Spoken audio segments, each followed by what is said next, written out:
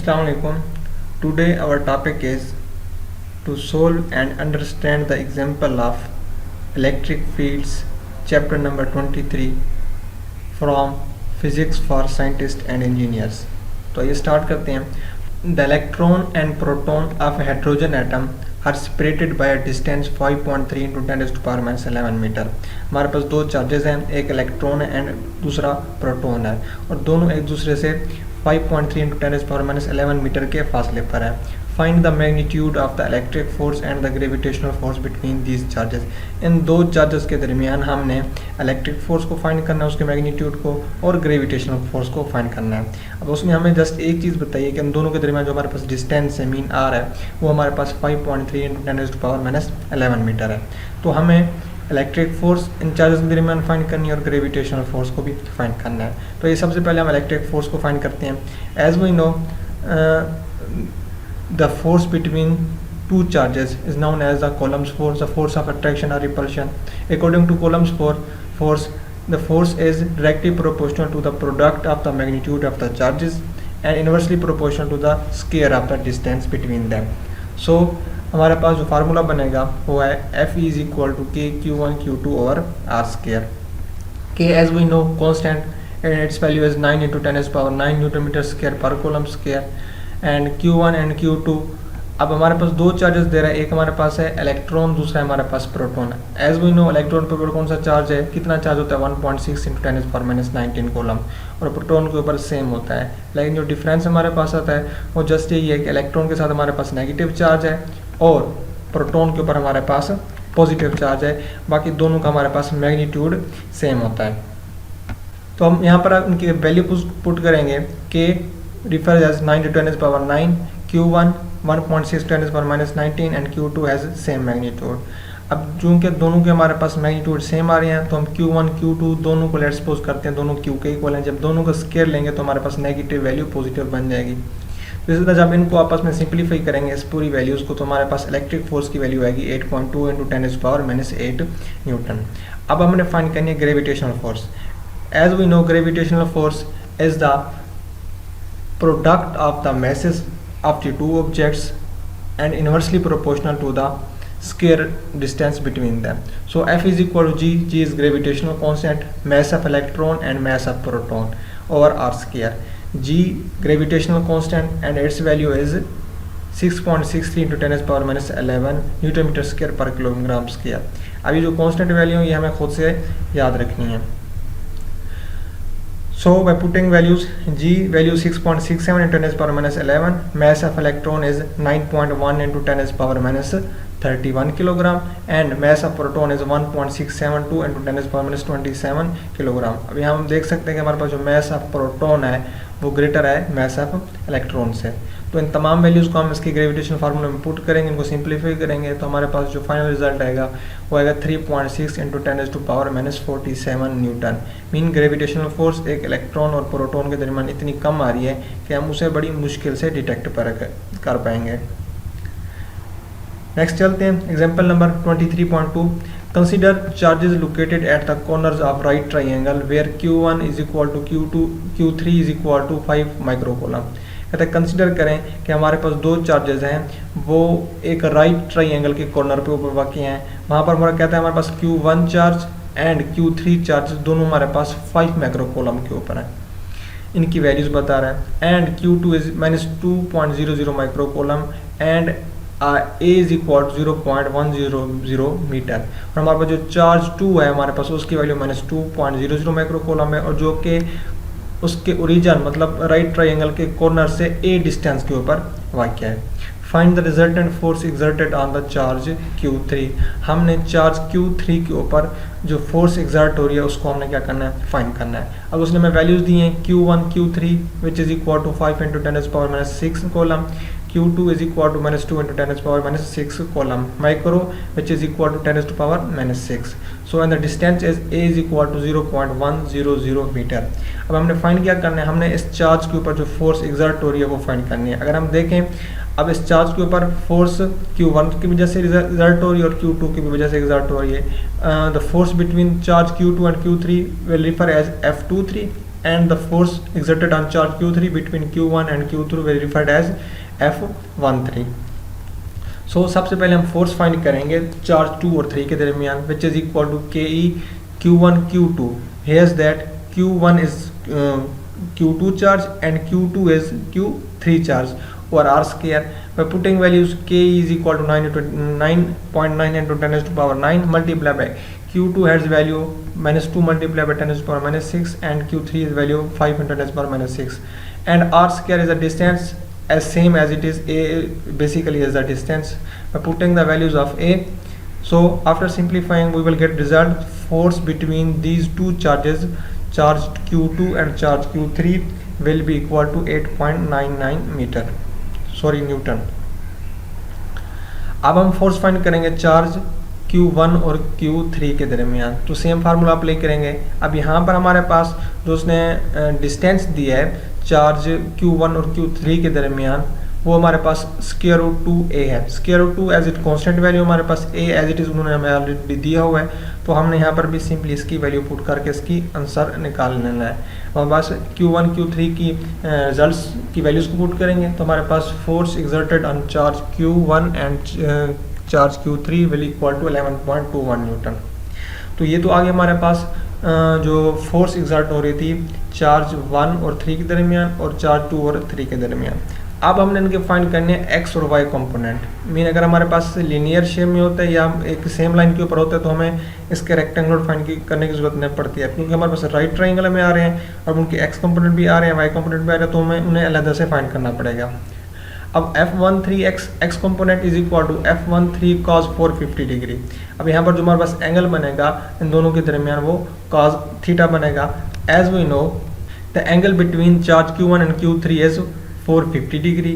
So by putting values of angle F13 का answer हमारे पास 11.21 है, हम एज इट इज पुट करेंगे और cos 450 0.52 which is approximately equal to 7.94 Newton. So according to the y component, F13y is equal to F13 according to y component, the trigonometric function will be a sine function, angle will be same. So by putting values F13 and sine 450 0.85, after putting these values by multiplying we will get result 7.94 Newton again similarly. अब हमने इनके x component को अलग से add up कर लेना है और y कंपोनेंट को अलग से ऐड अप कर लेना है। हमारे पास F3x is equal to F13x plus F23x, mean हमारे पास जो फोर्स एक्सर्ट हो रही थी चार्ज 1 और चार्ज 3 के दरमियान और चार्ज 2 और 3 के दरमियान, उनके जो x कंपोनेंट है वो हम अलग से कर लेंगे, उनके y कंपोनेंट को हम अलग से फाइंड कर लेंगे, उनको प्लस अप ऐड अप कर लेंगे। हमारे पास इनका रिजल्ट x कंपोनेंट का 13 का रहा था 7.94 प्लस F23 का आ रहा है हमारे पास -8.9। अब यहाँ पर माइनस साइन शो कर रहा है कि हमारे पास जो उस चार्ज की डायरेक्शन है वो अपोजिट डायरेक्शन है। यहाँ पर हम देख सकते हैं कि हमारे पास charge signs both are oppositely charged and will attract to each other. Negative charge direction is on this side on right side and the direction of charge Q3 on the left side. Since both has opposite direction, here the negative sign is used. इनकी values put करेंगे तो हमारे पास F3x component आएगा -1.04 Newton और हमारे पास y component का result वो हमने पुट करना है 2.3। अब y so 2.3 and y component will be equal to 0 since they cancel to each other. So F13y is equal to 7.94. So the main result of the F3 in y axis will be equal to 7.9। अब हमने जो force हमने exert हो रही थी charge Q3 के ऊपर उसका हमने मैग्नीट्यूड देखना है कि हमारे पास उसका मेन रिजल्ट क्या रहा है। So F3 is equal to F3x in x unit vector plus F3y in y unit vector. So the final result of F3x unit vector is -1.04 and F3y is 7.94। अब क्योंकि हमने फाइंड करना है magnitude of the force on exerted charge Q3, तो उसको find करने के लिए हम फार्मूला सेम देखते हैं, square root x square plus y square. Here this value representing x and this value representing y।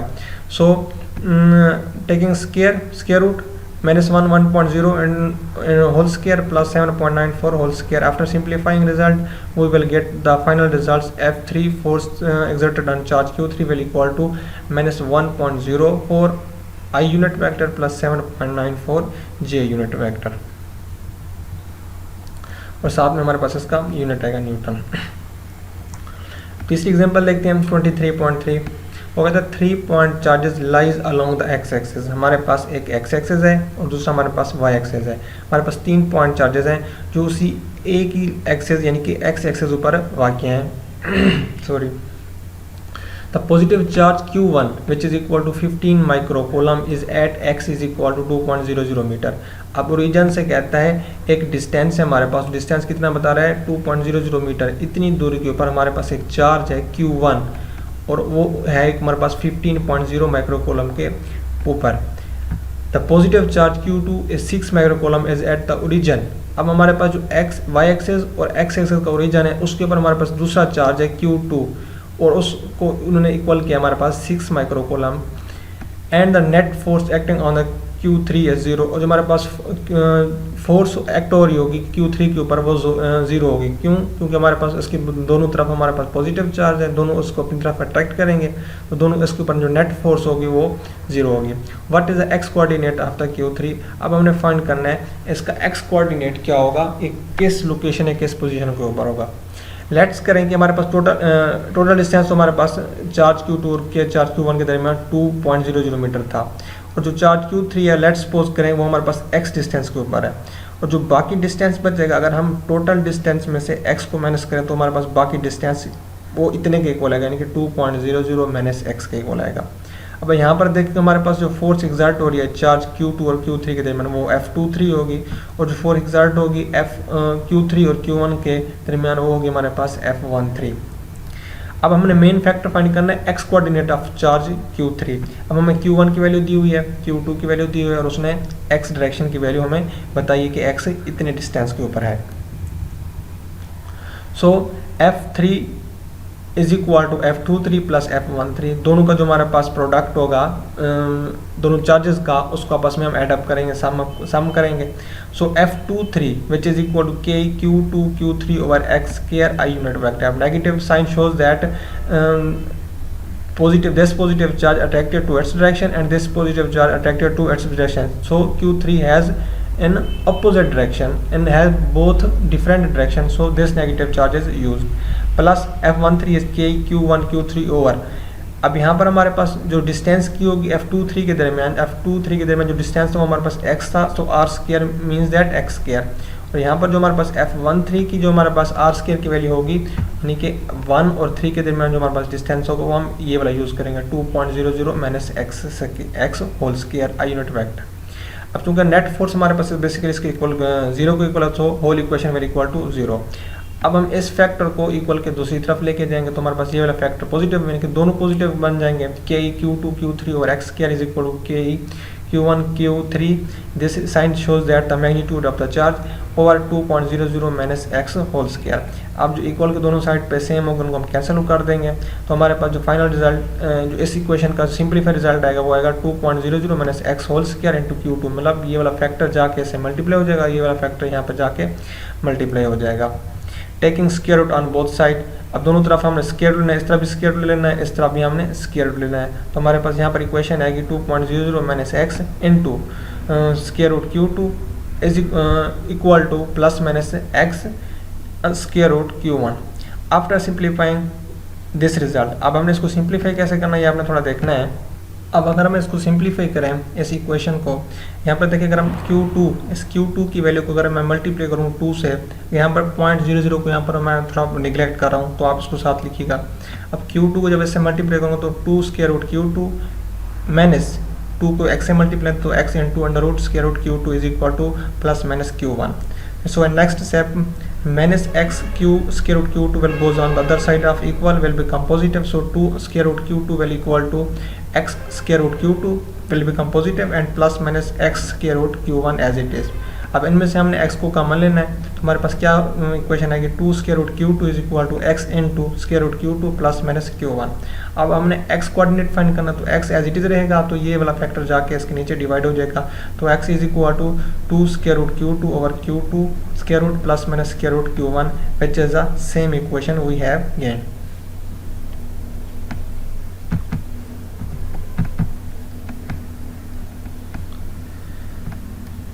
सो अब इसमें जितनी भी हमारे पास वैल्यूज यानी कि चार्ज Q1 Q2 हमें ऑलरेडी गिवन है, तो उनकी वैल्यूज हम पुट करेंगे, उसको सिंप्लीफाई करेंगे, तो हमारे पास जो x कोऑर्डिनेट का जो आंसर आएगा वो 0.77 मीटर आएगा। So next example is 23.4। Two identical small charge sphere each having mass 3.00 into 10⁻⁻² kilogram. हमारे पास दो आइडेंटिकल मीन सेम चार्जेस हैं, उनका मास में हमारे पास सेम है, वो कितना है 3 × 10⁻² किलोग्राम है। हैंग इक्विलिब्रियम, दोनों एक तरफ लटके हुए हैं, इक्विलिब्रियम में है। इक्विलिब्रियम में जब कोई ऑब्जेक्ट रेस्ट में हो या फिर यूनिफॉर्म मोशन में, तो उसे हम इक्विलिब्रियम जब उस पर नेट फोर्स अप्लाई ना हो। The length L of each string is 0.105 metre. जिस स्ट्रिंग यानी कि रस्सी से लटकाए गए हैं, वो चार्ज हैंग किए गए हैं, उसकी लेंथ जो हमारे पास है वो है 0.10 metre and the angle is 5 degree. और इन दोनों के दरमियान जो एंगल है हमारे पास वो कितना है 5 डिग्री है। Find the magnitude of the charge on each sphere. अब हर एक स्फीयर के ऊपर हमने क्या फाइंड करना है, चार्ज फाइंड करना है। एज वी नो, दोनों उसने ऑलरेडी बता दिया कि आइडेंटिकल चार्जेस हैं, यानी कि Q1 Q2 सेम चार्जेस होंगे, तो Q1 Q2 को हम कह सकते हैं ये भी हमारे पास Q होगा, ये भी हमारे पास Q होगा।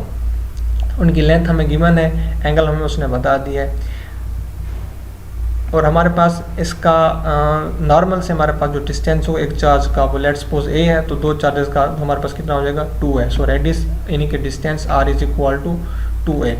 अब यहाँ पर उसने हम लेट्स सपोज हम करते हैं कि हमारे पास ये वाला चार्ज है, इसके ऊपर हमारे पास दो फोर्सेस अप्लाई हो रही हैं। एक हमारे पास इसकी टेंशन की force T cos theta and its force of weight which is equal to mg। तो हमारे पास इसकी दो forces vertically T cos theta और mg, और दूसरी फोर्स हमारे पास इलेक्ट्रिक फोर्स जो कि हमारे पास साइन थीटा के equal Fe which and approximately values is T sin theta. So इसके सोल्यूशन के लिए हमें दो इक्वेशन गेन होंगी। एक हमारे पास है summation Fx which is equal to T sin theta minus Fe, tension force और इलेक्ट्रिक फोर्स। इलेक्ट्रिक फोर्स हमारे पास इसकी टेंशन से हमारे पास थोड़ी कम है, इस वजह से हमने टेंशन में से इलेक्ट्रिक फोर्स को माइनस करना है which is equal to 0। So the final equation T sin theta is equal to Fe। Similarly summation Fy is equal to T cos theta minus weight which is equal to mg is equal to 0। So T cos theta is equal to mg। दोनों equation को हमने divide कर देना है, dividing equation 1 and 2. So left side of both equation will divide to each other and right side will divide to each other. So t sin theta over t cos theta will equal to Fe over mg. t से cancel होगा, हमारे पास sin theta over cos theta which is equal to Fe over mg. अब sin और cos as we know tan theta का equal होता है और which is equal to Fe over mg. अब यहाँ पर हमने फाइंड करनी इलेक्ट्रिक फोर्स। इलेक्ट्रिक फोर्स आगे चलकर असल में जो हमारे पास क्वेश्चन का मेन रिजल्ट था वो मैग्नीट्यूड फाइंड करना था चार्ज का। अब उस मैग्नीट्यूड फाइंड करने के लिए हमें बस इलेक्ट्रिक फोर्स की जरूरत पड़ेगी, तो यहाँ पर हम इलेक्ट्रिक फोर्स को फाइंड कर लेते हैं। मेन हमारे पास ये चीज़ है कि हमारे पास electric force which is equal to K Q1 Q2 और R square. Q1 Q2 science हमारे पास दोनों सेम थे, तो हमने दोनों को जगह Q पुट कर दिया। अब हमें ये चीज़ फाइंड करनी थी मैग्नीट्यूड। अब उसमें हमारे पास इलेक्ट्रिक फोर्स आ रहा है, कॉन्स्टेंट की वैल्यू को तो हमें पता है 2A डिस्टेंस ही हम फाइंड कर लेंगे। तो हम इसी की वैल्यू को पुट करने के लिए पहले हम यहाँ पर इसकी वैल्यू निकाल लेते हैं और इसी के लिए हम ये सारा प्रोसेस कर रहे हैं। तो इलेक्ट्रिक फोर्स किसकी इक्वल आ रही है, mg tan थीटा की इक्वल आ रही है। मैस हमें गिवन है, g की वैल्यू कांस्टेंट है और थीटा भी हमें गिवन है, तो इन तीनों की वैल्यू हम पुट करके हम इलेक्ट्रिक फोर्स की वैल्यू फाइंड कर लेंगे, जो कि इक्वल है 2.6 × 10⁻⁻² न्यूटन। अब हम देखते हैं, अब हम इस फार्मूले को देखते हैं। F is equal to K Q dot Q over R square mean 2A, R which is equal to 2A। So F is equal to K Q square over 4A square. Q square as it is, 4A will multiply by Fe and K will divide. So by simplifying, taking square root on both sides, we will find the final equation of charge Q which is equal to 2A square root Fe over K. हमारे पास Fe की value आ चुकी है, K हमें पता है और हमें A की वैल्यू हमने फाइंड करनी है। So for A sin theta is equal to perpendicular over hypotenuse। अगर हम इस डायग्राम में देखें, perpendicular over sine theta is equal perpendicular over hypotenuse mean A over L। तो साइन थीटा हमारे पास किसके इक्वल होगा, A ओवर L के। तो हमें फाइंड करना है ए की value. A is equal to l sine theta, l which is given, sine theta, theta which are also given, so sine 5 degree multiply by 0.150 will equal to a is equal to 0.073 metre. So हमारे पास अब तमाम values आ चुकी हैं। हम तमाम values को हमने चार्ज के फार्मूला में पुट कर दिए, मैग्नीट्यूड के चार्ज के, तो हमारे पास जो फाइनल रिजल्ट आएगा वो आएगा 4.42 इंटू 10⁻⁻8 कॉलम। नेक्स्ट हमारे पास है 23.5 वो कहते हैं water droplet of mass 3.00 into 10⁻11 12 kilogram. हमारे पास पानी के कतरा है जिसका हमारे पास मैस इतना है, is located in air near ground during a stormy day, जो कि हवा में तूफानी दिन के वक्त an atmospheric electric field of magnitude, और उसका जो मैग्नीट्यूड बता रहा है वो उस एयर ड्रॉपलेट का वो हमारे पास कितना है, उसके ऊपर 6.00 इंटू 10⁻3 न्यूटन पर coulomb. Points vertically downward in the vicinity of the water droplet. अब हमारे पास जो वाटर ड्रॉपलेट नीचे की तरफ आ रहा है, अब उसको नीचे से हमारे पास ड्रैग फोर्स अप्लाई हो रही होगी जो कि उसकी अपोजिट डायरेक्शन में होगी। मीन हमारे पास जो उस वाटर ड्रॉपलेट का वेट होगा वो तो डाउनवर्ड होगा, लेकिन जो उसको ड्रैग फोर्स अप्लाई हो रही होगी, ऊपर की तरफ धकेल रही होगी, वो उसकी opposite direction mean upward direction में होगी। So the droplet remains suspended at rest in air, what is the electric charge on the droplet. अब चूंकि हमारे पास वाटर ड्रॉपलेट का मैस इतना बहुत कम है, तो उसकी जो ड्रैग फोर्स होगी वो इसके इक्वल हो जाएगी, तो दोनों हमारे पास उसका नेट फोर्स इक्वल होगा। इसलिए वजह से हमारे पास ना वो डाउनवर्ड आएगा ना हमारे पास अपवर्ड जा पाएगा, बल्कि वो हमारे पास रेस्ट में होगा, सेम उसी suspended at rest in air, उसी हवा में सेम रहेगा। अब हमारे पास उसने मैस बता दिए, मैग्नीट्यूड बता दिए उस एयर का। अब हमें कह रहा है कि हमने उसका क्या फाइंड करनी है, उसके ऊपर इलेक्ट्रिक चार्ज को फाइंड करना है कि हमारे पास उसका इलेक्ट्रिक चार्ज कितना है। तो हम देखिए समेशन एफ वाई, क्योंकि हमारे पास वर्टिकली डाउनवर्ड आ रहा है तो उसके लिए हम इक्वेशन लगाएंगे summation F Y which is equal to 0, summation F Y electric force minus gravitational force. अब चूंकि उसके इलेक्ट्रिक फोर्स उस ग्रेविटेशनल फोर्स से हमारे पास कम है, इसमें से माइनस करेंगे which is equal to 0। So F is equal to QE by putting this value F is equal to QE minus, अब इलेक्ट्रिक फील्ड जो इलेक्ट्रिक फील्ड है हमारे पास उसकी ड्रैग फोर्स के अपोजिट डायरेक्शन में, तो हमने यहाँ पर नेगेटिव E लगाया minus mg which is equal to 0। So यहाँ पर जो हमारे पास फोर्स ऑफ ग्रेविटी है उसकी वेट के इक्वल है, और वेट हमारे पास mg के इक्वल होता है, तो हम इसकी जगह हमने mg की वैल्यू पुट की।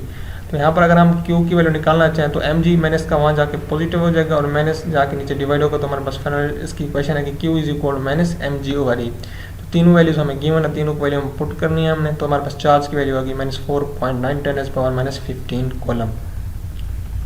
नेक्स्ट एग्जाम्पल है 23.6। A charge Q1 and Q2 are located on the x-axis and distance A and B respectively from the origin। कि हमारे पास दो चार्जेस हैं Q1 और Q2, दोनों x एक्सेस के ऊपर है हमारे पास, ठीक है, और डिस्टेंस A एंड B, और जो एक्सेस के ऊपर है वो उस एक्सेस के ओरिजिन का है, जो चार्ज Q है वो A डिस्टेंस के ऊपर है, जो चार्ज Q है हमारे पास वो B डिस्टेंस के ऊपर है। Find the component of the net electric field at the P which is at position 0y। अब हमने कंपोनेंट इलेक्ट्रिक फील्ड का P वहाँ तक हमने इसकी इलेक्ट्रिक फील्ड को फाइंड करना है, जो P पॉइंट हमारे पास वो एक्सेस में नहीं है बल्कि y एक्सेस में है। अब यहाँ पर डायग्राम को अगर हम देखें तो हमारे पास दो चार्जेस हैं, ओरिजिन से A और B फासले के ऊपर है, और जो इलेक्ट्रिक चार्ज Q1 की जो इलेक्ट्रिक फोर्स होगी वो E1 इस डायरेक्शन में होगी। As we know positive charge has radially outward direction electric field and negative charge has radially inward electric field and direction, and this E is the resultant of the vector E। जो angle होगा हमारे पास Q2 और resultant E के दरमियान वो theta होगा, और Q1 और E के दरमियान होगा वो फाई होगा। अब हमने यहाँ पर देखना है कि जो हमारे पास पॉइंट P है वहाँ से चार्ज तक का जो डिस्टेंस होगा हमारे पास वो R1 है, इसी तरह जो Q2 तक का डिस्टेंस होगा वो R2 होगा। अब मेन फैक्टर हमने फाइंड करना है इसके कंपोनेंट इलेक्ट्रिक फील्ड के, वो एक्स कंपोनेंट भी होंगे हमारे पास, यानी कि चार्ज E1 के लिए लेता है, चार्ज E2 के लिए लेता है। तो E1 is equal to K Q1 over R square, जो हम फार्मूला ऑलरेडी पढ़ चुके हैं इसके इलेक्ट्रिक फील्ड का। अब K Q1 over R square which is equal to K Q1 over R। R हमारे पास यहाँ पर दो मैग्नीट्यूड में रहेंगे, जो हमारे पास डिस्टेंस है P और Q1 के दरमियान वो उसके A और Y कंपोनेंट में आ रहा है, यानी कि R हमारे पास A प्लस Y के इक्वल आ रहा है। और चूँकि हमारे पास R स्क्वायर, तो यहाँ पर हम क्या लेंगे A square plus Y square, तो इसके लिए हमारे पास ये इक्वेशन हो जाएगी। ई चार्ज इलेक्ट्रिक फील्ड, दूसरे चार्ज के लिए हमारे पास जो फील्ड होगी वो K Q2 over R2 square which is equal to K Q2 over. अब यहाँ पर हमारे पास जो क्योंकि डिस्टेंस था चार्ज ओरिजिन से चार्ज Q2 तक का वो था B के इक्वल, सो B प्लस वाई, तो हम जब स्केयर लेंगे तो हमारे पास आएगा B square plus Y square. अब हमारे पास जो electric field and unit vector direction में आएगी वो KE/Q1 over A square plus Y square cos phi I unit vector. अब हमारे पास जो एंगल था इलेक्ट्रिक फील्ड 1 के लिए या फिर चार्ज 1 के लिए रिजल्टेंट के साथ वो कॉस यानी कि फाई में था, और जो दूसरा हमारे पास एंगल था वो हमारे पास थीटा में था। तो इसके लिए हमारे पास एक्स कंपोनेंट में आएगा a square plus Y square into cos phi plus KE/Q1 over a square plus Y square sine phi j. तो इसलिए दूसरी इलेक्ट्रिक फील्ड के लिए हमारे पास इलेक्ट्रिक चार्ज दूसरे चार्ज की इलेक्ट्रिक फील्ड की जो हमारे पास इक्वेशन है E2 unit vector which is equal to KE/Q2 और B square plus Y square cos theta i minus, अब क्योंकि इसकी जो डायरेक्शन थी हमारे पास इस चार्ज की वो इसकी अपोजिट डायरेक्शन थी इसके चार्ज Q2 के लिहाज से हमारे पास, तो इसलिए हमने इसका साइन नेगेटिव यहाँ पर इंडिकेट किया। K is equal to Q2 over B square plus Y square sine theta j. अब हमारे पास इनके यूनिट वेक्टर्स भी आ गए दोनों के इलेक्ट्रिक फील्ड, यानी कि हमारे पास E1 के भी आ गए और E2 के भी आ गए। अब हमने क्या करना है, इनके कंपोनेंट्स फाइंड करनी है इलेक्ट्रिक फील्ड्स के। अब EX का हम अलग से फाइंड कर लेंगे, EY का अलग से, X कंपोनेंट को अलग से हम एडअप कर लेंगे और Y को अलग से कर लेंगे। तो जो इलेक्ट्रिक फील्ड का X कंपोनेंट आएगा इलेक्ट्रिक फील्ड में वो हमारे पास E1X प्लस E2X, मतलब X component of charge Q1 electric field and X component of the charge Q2 electric field which is equal to KE/Q1 over A square plus Y square cos phi plus KE दूसरे चार्ज का अब हमारे पास होगा Q2 और B square plus Y square cos theta. Same इसी तरह Y कंपोनेंट में हम देखेंगे वो इक्वल होगा KE/Q1 over A square plus Y square sine phi minus, अब वही जो दूसरी फील्ड है क्योंकि उस डायरेक्शन उसकी अपोजिट थी तो हम नेगेटिव साइन यूज कर रहे हैं KE/Q2 over B square plus Y square sine theta. तो ये हमारे पास फर्स्ट ऑप्शन का जो हमारे पास जवाब, मतलब उन्होंने जस्ट कहा था इलेक्ट्रिक फील्ड कंपोनेंट फाइंड करनी है, तो ये हमारे पास इलेक्ट्रिक फील्ड के कंपोनेंट आ गए। सेकंड B ऑप्शन में कहते हैं हमारे पास evaluate the electric field at point P in special case Q1 is equal to Q2 and B is equal to F। अब कहता है अगर हमारे पास इलेक्ट्रिक फील्ड इनके दोनों चार्जेस का जो मैग्नीट्यूड अगर वो सेम हो जाए और दोनों का डिस्टेंस भी बराबर हो जाए तो तब इनके हमारे पास जो रिजल्ट आएगा वो क्या आएगा वो हमने फाइंड करना है। तो हम उसी डायग्राम कंसिडर कर लेते हैं। वहाँ पर हमने उन्होंने कहा था कि हमारे पास चार्ज Q1 A डिस्टेंस पे है, चार्ज Q2 B डिस्टेंस के ऊपर है, लेकिन अब यहाँ पर क्या है जो B is equal to A के जो B डिस्टेंस है वो भी A के इक्वल होगा, मतलब दोनों एक ही डिस्टेंस के ऊपर है, और जो Q1 और Q2 हैं उनका जो मैग्नीट्यूड चार्ज है वो हमारे पास क्या हो गया, सेम हो गया। अब मतलब जहाँ Q1 Q2 नजर आएगा वहाँ हम Q की वैल्यू पुट करेंगे और जो हमारे पास B आएगा वैल्यू वहाँ पर A की वैल्यू पुट करेंगे, बाकी हमारे पास सारा एज इट इज़ होगा। सो EX जो प्रीवियसली हम इक्वेशन अभी प्रूव करके आ रहे हैं EX के लिए वो हमने इक्वेशन यहाँ पर लिखनी है दोबारा, K is equal to Q over A square plus Y square cos theta plus KE/Q over A square plus Y square cos theta. अब यहाँ पर हमारे पास चूंकि दोनों फैक्टर सेम आ रहे हैं तो दोनों, क्योंकि हमने Q1 Q2 की वैल्यू Q मल्टीप्लाई की पुट की और यहाँ पर B की वैल्यू हमने A पुट कर दी, तो दोनों का फैक्टर हमारे पास सेम हो जाएगा। तो हमारे पास रिजल्ट जो आएगा EX कंपोनेंट इलेक्ट्रिक फील्ड का वो 2 KE/Q over A square plus Y square cos theta which is equation number 1। And for Y component EY KE/Q over A square plus Y square sine theta minus Q2 which is equal to Q and B which is equal to A square plus Y square sine theta. अब दोनों ही हमारे पास same आ रही है magnitude में, लेकिन इनकी direction जो कि अपोजिट थी, ये नेगेटिव फैक्टर है, पॉजिटिव का दोनों आपस में कैंसिल हो जाएंगे, तो हमारे पास जो इलेक्ट्रिक फील्ड का वाई कंपोनेंट आएगा वो 0 को इक्वल आएगा। अब हमने देखना है इसमें कि हमारे पास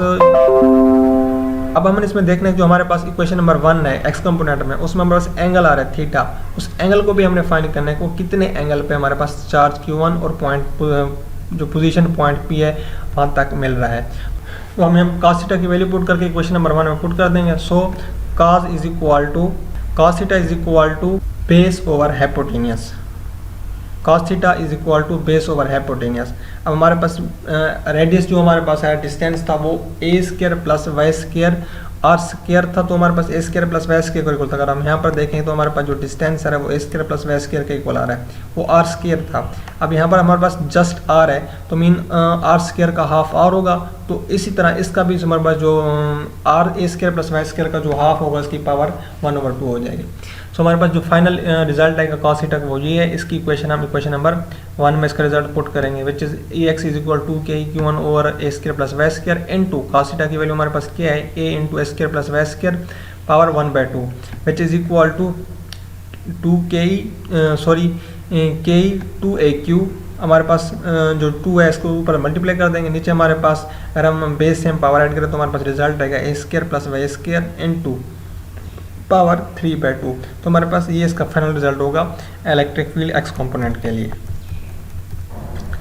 नेक्स्ट हमारे पास एक ऑप्शन दे रहा है तीसरा जो C option, find the electric field due to the electric dipole when point P is distance Y greater than from the origin. हमने इलेक्ट्रिक फील्ड फाइंड करनी है इलेक्ट्रिक डाइपोल पॉइंट पी तक जब हमारे पास वो कहता है वाई डिस्टेंस बहुत ज़्यादा हो जाए ए के मुकाबले में, मतलब ए बहुत छोटा हो जाए, बहुत मिनिमाइज कर दें अगर उसको हम। तो द इलेक्ट्रिक डाइपोल यहाँ पर हम डिफाइन इसको देख सकते हैं, डिफाइन को इलेक्ट्रिक डाइपोल क्या होता है basically. An electric dipole is a defined as a couple of opposite charges Q1 and minus Q, opposite charges positive Q and negative Q separated by a distance d। हमारे पास दो charges हैं, दो charges का जो magnitude है वो तो सेम है लेकिन दोनों अपोजिट हैं मुख्तलिफ डायरेक्शन में और दोनों एक डिस्टेंस से अलग हैं। By default the direction of electric dipole in a space is always from negative charge to positive charge, और हमेशा इसकी जो डायरेक्शन होगी वो नेगेटिव टू पॉजिटिव चार्ज होगी। The mid point Q and negative Q is called the centre of the dipole. तो दोनों का जो दरमियानी फासला होगा, दरमियानी पॉइंट होगा वो हमारे पास क्या होगा, उसका सेंटर ऑफ डाइपोल होगा।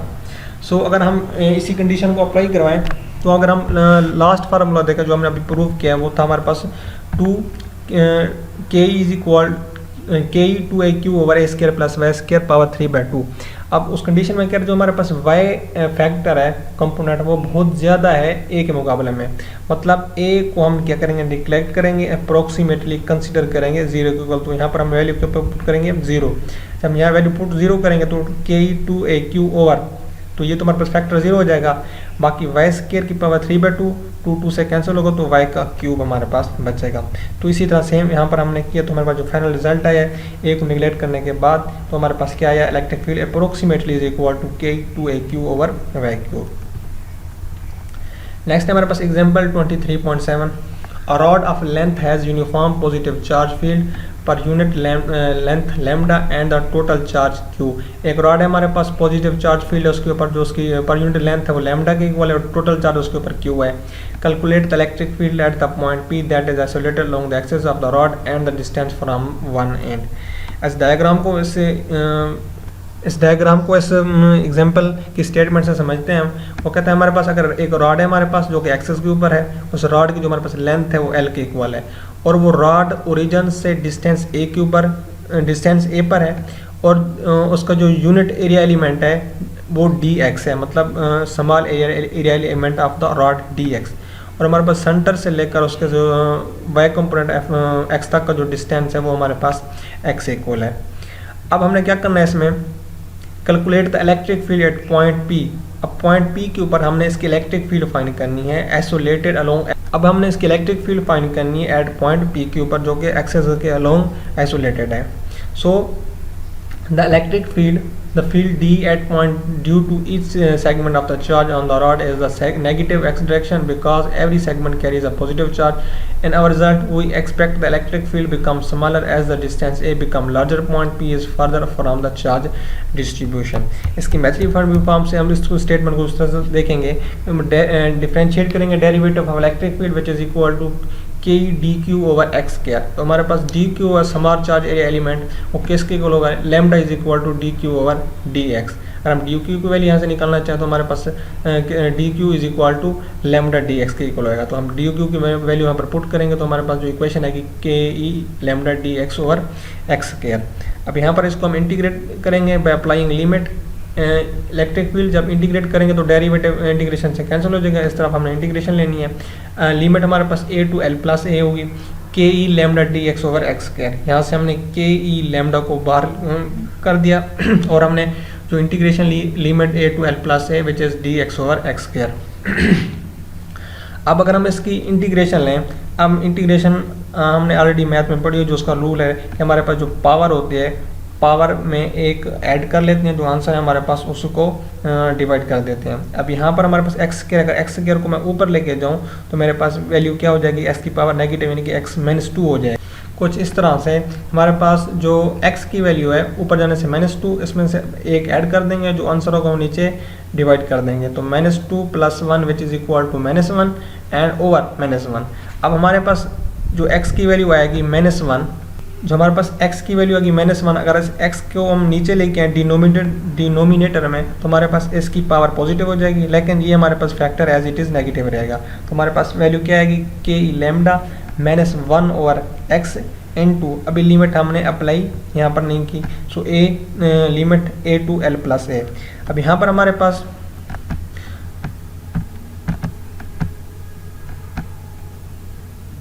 जो लिमिट अप्लाई करनी है वो अपर लिमिट हमारे पास l प्लस a है और लोअर लिमिट a है, तो इसकी वैल्यू पुट करेंगे, k lambda which is equal to q over है total charge on the rod and l is the length of the rod into, अब हमारे पास जो अपर लिमिट है वो है l प्लस a, वो है नेगेटिव, तो नेगेटिव का -1 ओवर प्लस a, और नेगेटिव और जो upper limit minus lower limit, जो माइनस का फार्मूला है माइनस से माइनस मल्टीप्लाई होगा तो ये वाला फैक्टर पॉजिटिव बन जाएगा, तो 1 ओवर a हो जाएगा। इसका जब हमने एलसीएम लेना है, एलसीएम से उसको हम कैंसिल करेंगे तो हमारे पास फाइनल रिजल्ट आएगा के ई क्यू ओवर ए इंटू एल प्लस ए। तो हमारे पास इलेक्ट्रिक फील्ड का फाइनल रिजल्ट आएगा E इज इक्वल टू के E Q over A into L plus A. Example number 23.8, a ring of radius a carries a uniformly distributed positive total charge q। एक हमारे पास ring है, उसका radius a है, centre से circumference तक का distance, और उसको टोटल चार्ज है वो q है।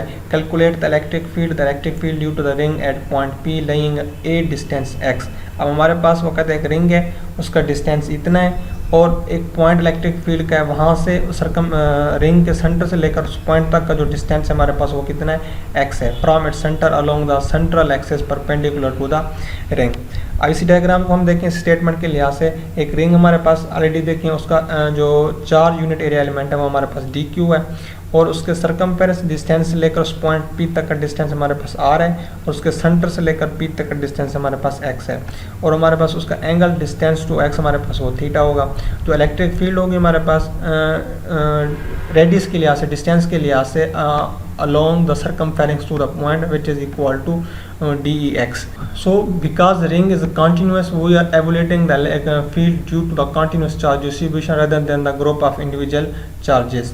अब हम कहते हैं हमारे पास इसकी हम जो इलेक्ट्रिक फील्ड को फाइंड करेंगे वो अलग डेरिवेशन से फाइंड करेंगे, बजाय इसके हम इसको इंटीग्रेट करके इसकी टोटली फील्ड को फाइंड कर लें। तो हमारे पास electric field dEx is equal to के ई डी क्यू और r square cos theta and k E. अब हमारे पास यहाँ पर जो आर है डिस्टेंस वो किसके इक्वल आ रहा है, R which is equal to A into A plus X, दोनों का मतलब सम आता है, तो आर स्क्वायर हमारे पास होगा a square plus x square cos theta which is equation number a. यहाँ से हमने कॉस थीटा की वैल्यू फाइंड करनी है, तो cos theta is equal to base over hypotenuse. अब यहाँ पर हमारे पास बेस क्या बनेगी, base over hypotenuse, cos theta is equal to base over hypotenuse x over r. So x over r हमारे पास आर की जो वैल्यू आ रही है वो ए स्क्वायर प्लस एक्स स्क्वायर है। अगर आर स्क्वायर की वैल्यू हमने देखी, आर स्क्वायर की वैल्यू ए स्क्वायर प्लस एक्स स्क्वायर की इक्वल थी, जो कि यहाँ पर दी हुई है। आर की वैल्यू हमारे पास क्या होगी, इसका हाफ होगी, जैसे आर स्क्वायर का हाफ आर होगा तो इसका स्क्वायर का हाफ हो जाएगा, पावर 1 की बजाय 1/2 हो जाएगी। Putting value of cos theta in equation number 1। अब इसी जो वैल्यू आ रही है हमारे पास कॉस थीटा की, इसको इक्वेशन नंबर 1 यहाँ पर हमने पुट कर देनी है। तो हम जब पुट करेंगे तो हमारे पास d x it is equal to k d q over a square plus x square into value of cos theta x over a square plus x square whole power 1/2 by simplifying this factor and by integrating k E x a square plus x square power 3/2। यहाँ से हमने जो ये वाला factor उसको बाहर निकाल लेना है, k E x over a square plus x square power 3/2 integrating d q 1 d q which is equal to the total charge on the ring which is equal to q. So final result will be ke x over a square plus x square power 3/2 into q. The result shows that field is 0 at x is equal to 0. Distance 0 के ऊपर हमारे पास जो field होगी वो क्या होगी, 0 होगी, कुछ नहीं होगी वहाँ पर। अब यहाँ पर कहते हैं हमारे पास अगर कंडीशन लगाएं, जैसे हमने वहाँ पर पिछले एग्जाम्पल में देखी कि हमारे पास अगर y component greater than a के इक्वल हो जाए तो हमने a को निगलेक्ट किया था। सेम इस तरह अगर x कंपोनेंट हमारे पास ग्रेटर देन हो जाए a से, तो इस इक्वेशन में हमारे पास जो a होगा वो 0 के लेट्स सपोज हो जाएगा। अब यहाँ पर हम देखें हमारे पास जो x कंपोनेंट है वो अगर 0 के इक्वल हो जाए तो a स्क्वायर की पावर 3/2 2 से कैंसिल होगा तो a का क्यूब बचेगा। हमारे पास जो फाइनल रिजल्ट होगा के क्यू ओवर ए क्यूब, साथ में हमारे पास एक्स कंपोनेंट होगा। तो हमारे पास ये इसका फाइनल रिजल्ट आ जाएगा। नेक्स्ट एग्जांपल है 23.9। इसे देखते हैं, कहते हैं a disk of radius r has a uniform surface charge density sigma. एक डिस्क है हमारे पास, उसका रेडियस आर है, उसकी जो यूनिफॉर्म चार्ज डेंसिटी वो क्या है, सिग्मा है। Calculate the electric field eight point P the lies along the central perpendicular axis of the disk and a distance x from the center of the disc. एक हमारे पास disc है, जैसे हम एक सिलेंडर नुमा लेते हैं, अब उसमें हमारे पास डिस्क का जो अपर लिमिट के साथ जो डिस्टेंस है वो हमारे पास ज़्यादा है, which is represent as R, and lower limit के साथ हमारे पास डिस्टेंस है वो आर के इक्वल है। और उसका जो स्मॉल एरिया एलिमेंट चार्ज होगा वो डी क्यू होगा, उस सरफेस के ऊपर जो हमारे पास चार्ज होगा वो डी आर होगा, और उसके सेंटर से लेकर जो पॉइंट पी तक का डिस्टेंस है वो हमारे पास एक्स होगा। अब to find the amount of charge D Q on the surface area of ring of radius R and the width D R. अब हमने इसकी जो चार्ज एरिया एलिमेंट है उसकी वैल्यू को देखना है, which is D Q is equal to sigma D A. अब हमारे पास यहाँ पर डी ए की वैल्यू कितने की इक्वल आ रही है, D A which is equal to 2 pi R D R. So 2 pi R D R will multiply by sigma, D Q is equal to 2 pi sigma R D R. So equation will become E X is equal to के E x pi sigma. तो यहाँ से हमने के E x pi sigma को बाहर common ले लिया, तो लिमिट इंटीग्रेटिंग 0 टू आर, अंदर क्या बचा हमारे पास 2 आर डी आर और R square plus x square power 3/2। अब इसकी इंटीग्रेशन को सोल्व करने के लिए हम एक मेथड देखते हैं कि अगर हमारे किसी वैल्यू के आगे उसका डेरिवेटिव मौजूद हो तो उसको एज इट इज़ लिख सकते हैं। ऊपर देखें हमारे पास वैल्यू आ रही है 2 आर टी आर, तो यहाँ पर इसको जो डेरिवेटिव है वो हमारे पास बनता है डेरिवेटिव ऑफ आर स्क्र। तो अगर इसको हम सोल्व करें इस वैल्यू को, तो इसका जो हमारे पास डेरिवेटिव आता है वो इसी के इक्वल आता है जो कि सेम एज इट इज़ दिया हुआ है। तो अगर इसको फॉर्म में लिखें तो हम कह सकते हैं कि हमारे पास जो इसकी डिनोमिनेटर फॉर्म आएगी वो इस तरह कुछ आएगी, k E x pi sigma n to r square plus x square. अब इसमें हमारे पास +1 ऐड करेंगे, जो आंसर होगा नीचे लिख देंगे, तो हमारे पास -1/2 और -1/2 आएगा, अप्लाइंग लिमिट 0 टू आर। अब इसके ऊपर जब लिमिट अप्लाई करेंगे तो हमारे पास जो फाइनल रिजल्ट आएगा वो आएगा 2 pi K sigma into 1 minus X over R square plus x square power 1/2 by assuming X less than R. अब यहाँ पर हमारे पास एक्स लेसर देन आर से, तो एक्स को हम निगलेक्ट करेंगे, तो हमारे पास जो फाइनल रिजल्ट आएगा वो 2 pi K sigma which is equal to sigma by 2 epsilon naught. और 23.10 हमारे पास न्यूमेरिकल आ रहा है, एग्जाम्पल है, uniform electric field E is directed along the x axis between the parallel plates of charge separated by distance D. Uniform electric field है हमारे पास x axis में, दो प्लेट्स के दरमियान सेपरेटेड डिस्टेंस डी में है। A positive point charge Q of mass m is released from rest A at point A next to the positive plate and accelerated to the point B next to negative plate. Find the speed of the particle at B by modeling it as a particle under the constant accelerating. कहते हैं हमारे पास दो charge plates हैं, उनके दरमियान जो electric field है वो पैरेलल है और दोनों के दरमियान जो डिस्टेंस है वो हमारे पास सेम है। वो कहता है अगर यहाँ पर हम एक इलेक्ट्रिक फील्ड को छोड़ें, एक पॉजिटिव चार्ज को छोड़ें, तो हमारे पास पॉजिटिव चार्ज कितनी स्पीड से, कितनी वेलोसिटी से वो एक्सेलरेट करता हुआ दूसरी प्लेट तक पहुँचेगा, ये हमने फाइंड करना है। शुरू में कहता है जो उसकी स्पीड होगा इलेक्ट्रिक फील्ड वो हमारे पास क्या होगी, 0 होगी, और बाद में ऐसा ऐसा उसकी वेलोसिटी को हम देखेंगे किस लिहाज से वो बढ़ेगी, यानी कि पॉइंट ए से पॉइंट बी तक। तो हम according to third equation of motion, so according to third equation of motion 2as is equal to V का स्क्वायर माइनस वी का स्क्वायर। अब 2as में हम माइनस बी का स्क्वायर इक्वल के दूसरी साइड लेके जाएंगे तो हमारे पास फाइनल इक्वेशन यानी कि velocity of the charge final will equal to v square plus 2as. s mean distance difference between point a to b will equal to xf minus xi. तो डिस्टेंस होगा वो फाइनल होगा, x b point पर होगा, जो initial x होगा इस charge का वो हमारे पास a पॉइंट पर होगा। सो इनिशियल वेलोसिटी तो हमारे पास उसकी 0 थी, प्लस 2a xf जो हमारे पास टोटल डिस्टेंस है दो प्लेट के दरमियान डिस्टेंस वो d है, मतलब चार्ज ने अगर यहाँ से मूव किया यहाँ तक तो उसका टोटल डिस्टेंस होगा d के इक्वल होगा। तो final distance will equal to d, initial distance will also as we know 0 के इक्वल था। So v square final velocity will equal to 2ad। तो इसका स्क्वायर दोनों तरफ लेंगे, हमें फाइनल इसकी वेलोसिटी चाहिए कितनी वेलोसिटी पर दूसरी प्लेट के पास गया वो स्क्वायर 2ad। सो यहाँ पर हम देखें कि हमारे पास जो a है वो किसके इक्वल आएगा। अब according to Newton second law f is equal to Newton second law, F is equal to ma। अब यहाँ पर जो हमारे पास ये a की वैल्यू है, a किसके इक्वल आएगा, as we know a is equal to F over m।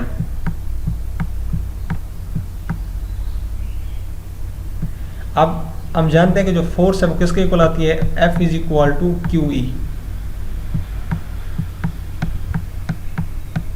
QE over m। तो यहाँ पर हमने इसकी वैल्यू पुट की a की जगह, which is equal to QE over m।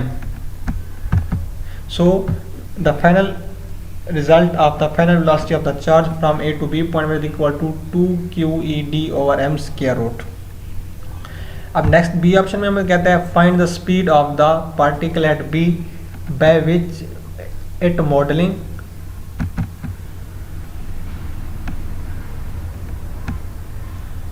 find the speed of the particle at B by modeling it as it non-isolated system in terms of energy। so हमारे पास जो वर्क होगा वो उसकी change in kinetic energy की equal होगा, मतलब जो उसकी काइनेटिक एनर्जी फाइनल होगी और उसमें से हम माइनस करेंगे इनिशियल को, तो हमारे पास उसका टोटल वर्क आ जाएगा। As we know total work F is equal to work is equal to F dot D. तो हमारे पास वर्क होता है वो हम कैसे डिफाइन करते हैं, W is equal to F dot D. अब डिस्टेंस उसने हमारे पास उसने डेल्टा एक्स की फॉर्म लिया, force electric force F E delta X is equal to change in kinetic energy. Change in kinetic energy final kinetic energy minus initial kinetic energy, final 1/2 mvf का square minus initial जो kinetic energy वो as we know वो तो zero की equal थी। तो हमारे पास जो F ई डेल्टा एक्स आएगा वो किसके इक्वल आएगा, 2F E delta X over m के इक्वल आएगा। अब यहाँ पर हम देखते हैं जो F ई डेल्टा एक्स है हमारे पास, F E delta X is equal 1/2 mvf का स्क्वायर। अब हम यहाँ से VF हमें चाहिए, तो VF एज इट रहेगा, ये m जाके यहाँ डिवाइड हो जाएगा और 2 जाके वहाँ पर ऊपर मल्टीप्लाई हो जाएगा। तो हमारे पास फाइनल इक्वेशन क्या वैल्यू निकलेगी, वो निकलेगी 2F E delta X over m।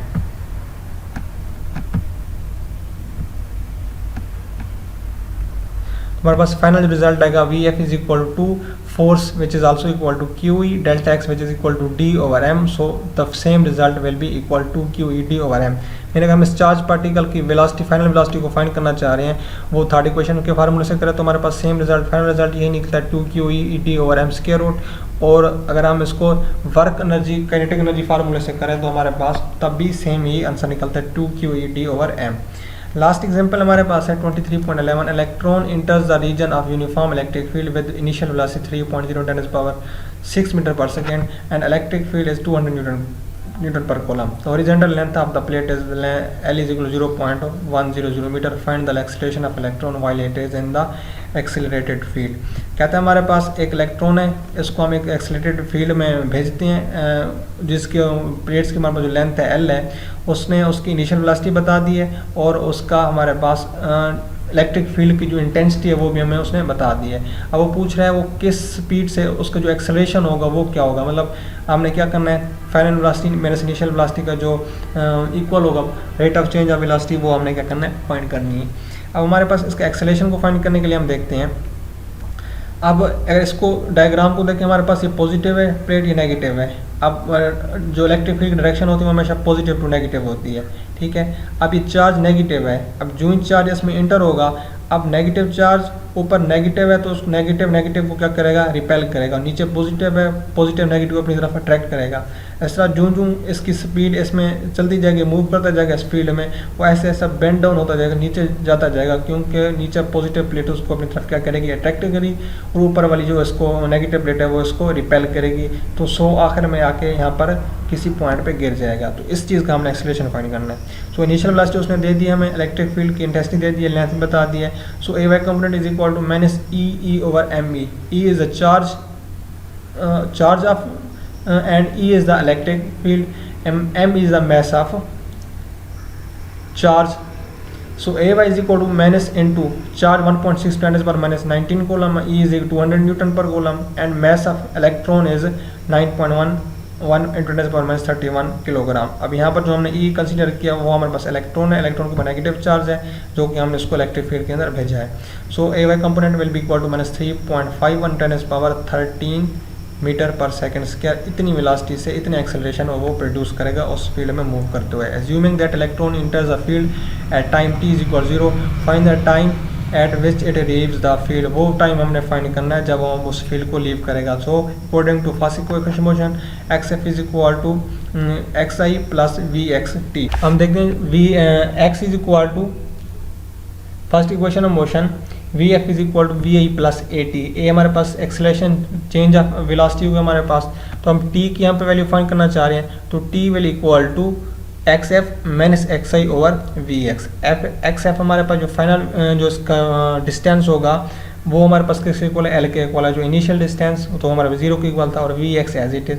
सो l 0.10, vx फाइनल वेलोसिटी जो हमने इनिशियल वेलोसिटी ऑलरेडी उसने हमें ऑलरेडी दी हुई है 3 × 10⁻6 मीटर पर सेकेंड, वो हमने यहाँ पर पुट करनी है, तो हमारे पास जो टाइम है वो होगा 3.33 × 10⁻�8 सेकेंड। तो ये था हमारे पास इसका टाइम, जितने टाइम वो हमारे पास इलेक्ट्रॉन वहाँ से मूव करके बाहर की तरफ जाएगा। और लास्ट में हमें दे रहा है assuming the velocity vertical position of the electron as it enters the field, y initial y component is equal to 0, what is the vertical position when it leaves the field, इसकी vertical position find करनी है। यहाँ पर हमने same वही formula लगाना है, y is equal to y plus vi yt plus half ayt square. अब इसमें हमारे पास जो इनिशियल y कंपोनेंट था वो 0 था, y कंपोनेंट टाइम के लिहाज से वो 0 था, तो हमारे पास क्या बचेगा 1/2। a की हमारे पास जो रिजल्ट अभी फाइंड निकला है वो -3.5 × 10⁻13 है, और टाइम हमारे पास हमने फाइंड किया 3.3 × 10⁻8 स्क्वायर, तो उसका स्क्वायर ले लेंगे, इसको सोल्व करेंगे तो हमारे पास जो फाइनल रिजल्ट आएगा वो -1.95 सेंटीमीटर के इक्वल आएगा। मीटर को आप कन्वर्ट कर सकते हैं सेंटीमीटर में। तो ये था आज का हमारा टॉपिक।